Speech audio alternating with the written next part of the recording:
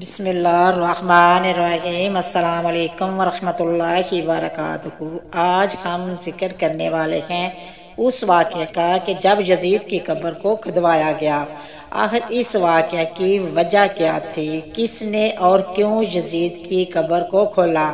یہ واقعہ یزید کی وفات کے کتنے سال بعد پیش آیا؟ دوستو، یزید نے اپنی زندگی میں ہی اپنے بیٹے معاویہ کو اپنا جانشین مقرر کر دیا تھا۔ یزید کے 12 بیٹے اور 5 بیٹیاں تھیں، لیکن اس کو اپنے بیٹے معاویہ سے بے انتہا پیار تھا۔ اس کی تعلیم و تربیت بھی شہزادوں کی طرح کی گئی تھی۔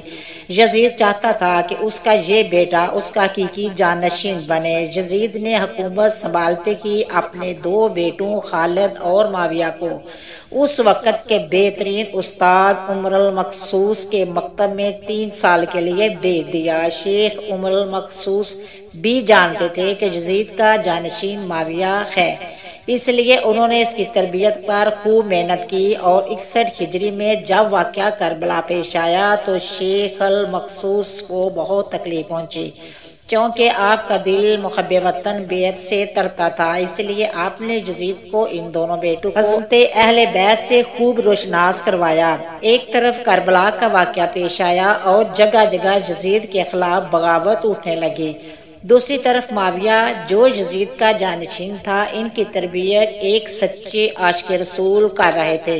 واقعہ کربلا کے تیسرے سال 663 عیسوی میں یزید عبرتناک موت سے دچار ہوا تو معاویہ ابن یزید 20 سال کی عمر میں تخت نشین ہوا۔ جیسے ہی معاویہ ابن یزید تخت نشین ہوا تو استاد محترم کی محنت رنگ لانے لگی۔ اس نے آتے ساتھ ہی واقعہ کربلا کی تحقیقات کی اور محض 40ویں دن لوگوں کو اپنی بیعت سے آزاد کر دیا۔ بعض روایت میں ہے کہ معاویہ ابن یزید نے 3 ماہ تک حکومت کی۔ 20 سال کی عمر جوانی کا ایسا دور ہے کہ جب انسانی خواہشات کی منظوری عروج پر ہوتی ہے۔ یزید کا جانشین ہونا اور پوری اسلامی مملکت پر حکمرانی کرنا اپنی تمام جائز و ناجائز خواہشات کو پورا کرنے کے لیے بہترین موقع تھا، لیکن معاویہ بن یزید نے تخت پر بیٹھتے ہی واقعہ کربلا کی تحقیقات کی اور حالات کا بہت باریک بینی سے جائزہ لیا۔ جب اس نے دیکھا کہ میرے باپ نے اسلام اور مسلمانوں کو کس قدر عظیم نقصان پہنچایا ہے، تو اس نے محسوس کیا کہ وہ ایک دوراہے پر کھڑا ہے کہ حکومت کی باغ توڑ تھامے رکھے اور ظلم و ستم اور عیش و عشرت کا بازار گرم رکھے، یا تخت و تاج کو چھوڑ دے اور اپنے آپ کو ان ہولناک گناہوں اور ان کے دردناک عذاب سے دور رکھے۔ بلاخر اس نے فیصلہ کر ہی لیا۔ اس کا فیصلہ ان سچی تعلیمات اور اس ایمان کے طفیل ہی ممکن ہوا جو اس کے روح میں شامل ہو چکا تھا۔ اس نے ایک عزم راست کے ساتھ حکومت کے عہدیداروں اور امام کو مسجد میں جمع کیا اور پھر خود منبر پر جا بیٹھا۔ اس نے اپنی تقریر میں سب سے پہلے خدا کی حمد اور اس کے بعد رسول پاک صلی اللہ علیہ وسلم پر درود بھیجا، اور پھر وہ یوں کہنے لگا کہ میرے باپ یزید کو جب حکومت ملی تو وہ اپنے مال اور بدکرداری کی وجہ سے ہرگز اس کا اہل نہیں تھا، لیکن وہ بھی اس پر قابض رکھا اور اس کا نفس اس سے بدترین کاموں کی ترغیب دیتا رہا۔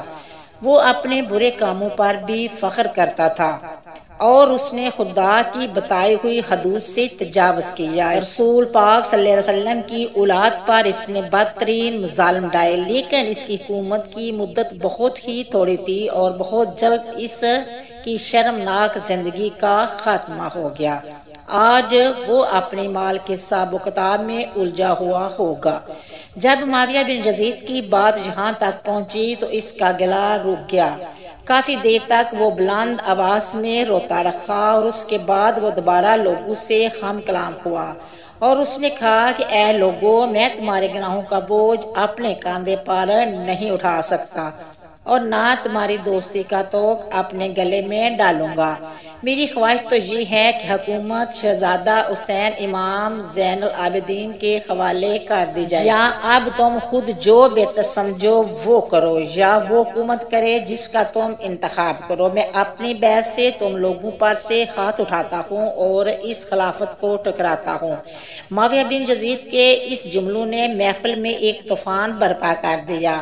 پھر معاویہ بن یزید ممبر سے اترا اور اس کی ماں اور دیگر عزیز و اقارب آئے تو دیکھا کہ روئے جا رہا ہے۔ اس نے کہا خدا کی قسم میں بھی یہی چاہتا ہوں، اگر وہ میرے خدا نے مجھے معاف نہ کیا تو برا ہو۔ اس کے بعد بنو امیہ نے اموی شہزادے مروان بن حکم کے ہاتھ پر بیعت کر لی اور اس سے تخت پر بٹھا دیا۔ مروان نے اپنا دارالحکومت مستقل طور پر دمشق منتقل کر دیا۔ بنو امیہ نے شیخ ام المقصوص کو زندہ درگور کر دیا کہ تم نے ایسی تربیت کیوں کی کہ معاویہ بن یزید نے بڑے دربار میں بنو امیہ کو رسوا کیا۔ اس کے چند دن کے بعد ہی معاویہ بن یزید کو زہر دے دیا گیا۔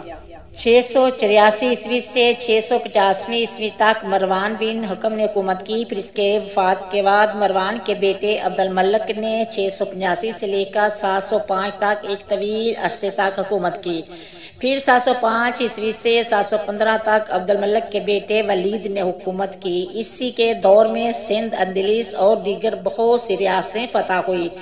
اسی کے دور میں شہزاد حضرت امام زین العابدین کو زہر دیا گیا۔